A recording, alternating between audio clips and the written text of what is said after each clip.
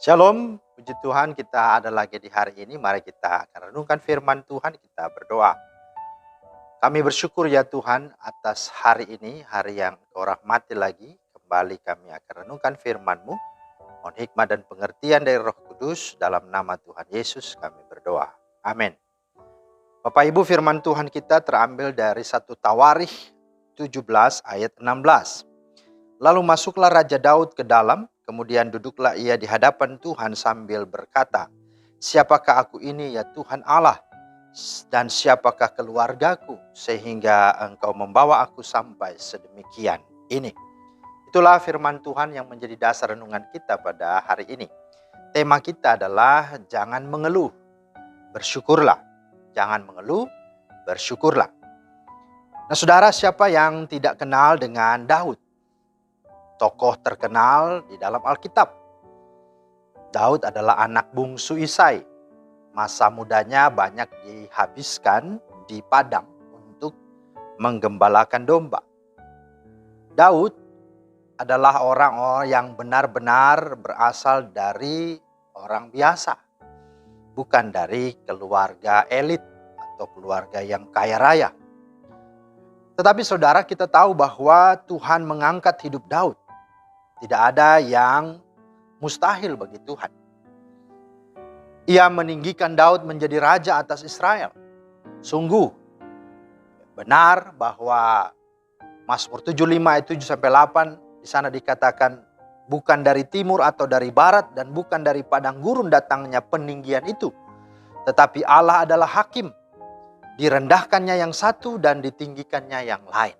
Nah itu yang harus kita ketahui, bahwa Tuhanlah yang berdaulat atas setiap hidup kita. Nah, betapa hebatnya kasih karunia dan kemurahan Tuhan yang dianugerahkan Tuhan kepada Daud. Oleh sebab itu, Daud, ya kalau kita lihat kisahnya, ya tidak pernah mengeluh. Ya, kalaupun ada, tidak begitu panjang dan tidak begitu dalam pengeluhannya. Tetapi selalu yang nyata, yang selalu dilihat, disaksikan, itulah sebuah ucapan syukur, sebuah pujian, sebuah pengagungan kepada Tuhan. Nah pertanyaannya, apa resep Daud? Sehingga dia tidak mengeluh tetapi bersyukur dalam segala hal.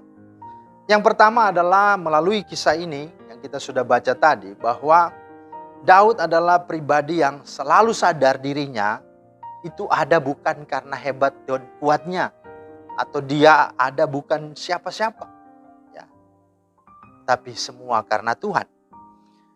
Di dalam 1 Tawarikh 17, 16-17a di sana dikatakan tadi, lalu masuklah Raja Daud ya ke dalam, kemudian duduklah ia di hadapan Tuhan sambil berkata, "Siapakah aku ini ya Tuhan Allah, dan siapakah keluargaku sehingga Engkau membawa aku sampai sedemikian ini?"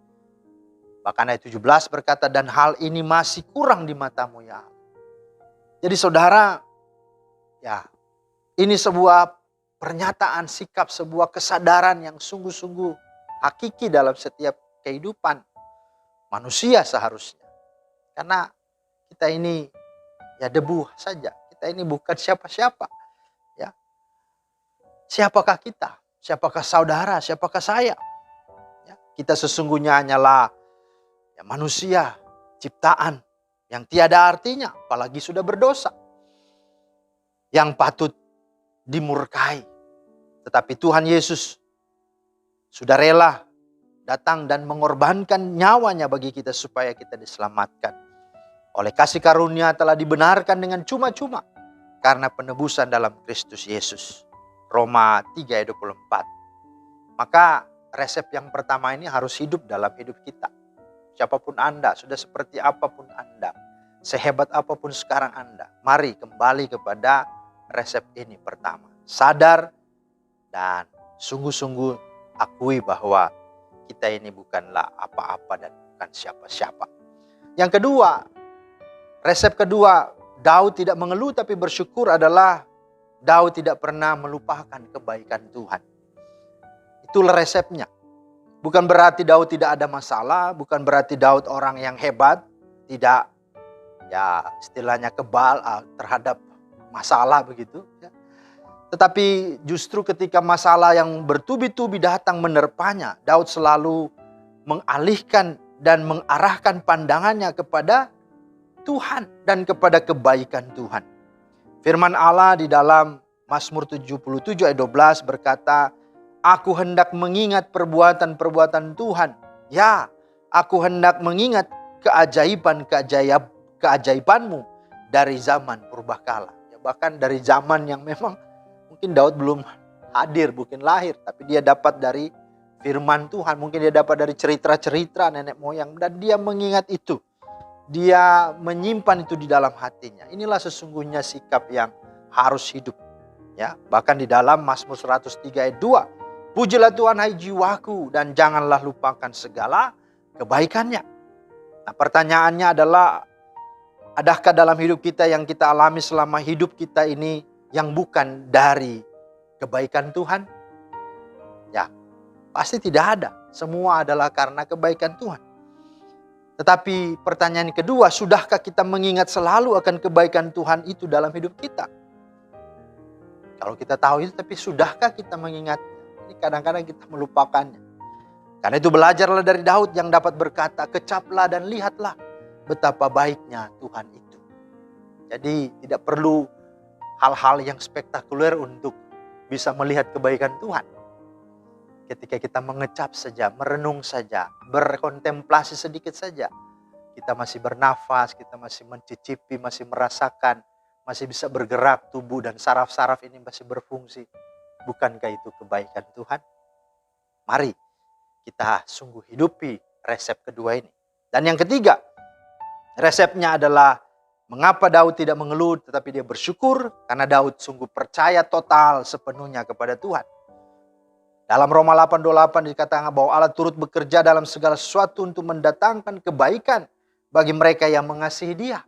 Itu sungguh sudah digenapi jauh sebelumnya, sebelum ayat ini ada, yang sudah dialami oleh Daud. Artinya Daud menjadikan Tuhan kehidupannya, kekasih jiwanya, keintimannya. Ini dapat dilihat dari syair-syairnya. Seperti ada tertulis, "Seperti rusa rindu sungaimu, demikian jiwaku rindu engkau." Atau dikatakan lebih baik satu hari di pelataran Tuhan daripada 1000 hari di tempat lain. Atau juga dikatakan satu hal yang kupinta kepada Tuhan, itulah diam di rumah Tuhan seumur hidupku, menyaksikan kemurahan Tuhan. Atau juga kemudian ada ungkapan yang terkenal, dia berkata, "Tuhan adalah gembalaku, takkan kekurangan aku." Dalam bahasa aslinya dikatakan, "Tak ada lagi yang kuingini." Artinya, dialah sungguhnya segala-galanya. Sehingga dunia dengan segala kemegahan dan keindahannya tidak dapat memikat hati. Dan seterusnya dan seterusnya. Artinya resep ketiga ini, Daud tidak hanya mau sampai bahwa Tuhan itu baik dalam segala sesuatu, bahwa pasti di tengah segala masalah apapun Tuhan turut campur dan bekerja untuk akhirnya mendatangkan kebaikan nanti. Tetapi resep ketiga ini hendak mau berkata bahwa sekalipun masalah bertubi-tubi menimpahnya, bahkan sekalipun tidak ada jawabannya, tetapi kalau dia ada dengan Tuhan dan Tuhan ada dengan dia, apa yang terjadi? Itu sudah cukup bagi Daud. Bahkan ekstrimnya, sekalipun masalahnya tidak selesai, bahkan sampai dia mati sekalipun, tidak mengapa, asalkan dia mati dan dia tetap ada dan Tuhan ada bersama-sama dengan dia. Ini diteguhkan oleh pernyataan Asaf, "Sekalipun dagingku dan batinku habis lenyap, gunung batuku dan bagianku tetaplah Allah selama-lamanya." Saudara, di tahun 2022 ini mari kita memasuki dan menjalaninya bukan dengan mengeluh, namun dengan penuh ucapan syukur. Dan kiranya ucapan syukur itu senantiasa, artinya setiap waktu, setiap saat. Jangan bolong-bolong. Dan dalam segala hal, artinya waktu suka, waktu duka, waktu sehat, waktu sakit, waktu gagal, waktu sukses, waktu bahagia, waktu dalam bahaya, dan seterusnya. Tetaplah bersyukur. Dan jangan bersungut, apalagi mengeluh. Karena dengan demikian, perjalananmu di sepanjang tahun 2022 akan dibuat Tuhan berhasil, bahkan akan dibuat Tuhan beruntung. Kiranya Tuhan Yesus memberkati kehidupan kita. Amin. Terima kasih Tuhan untuk firman-Mu.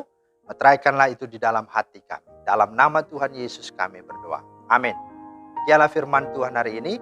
Selamat beraktivitas, Tuhan Yesus memberkati. Shalom.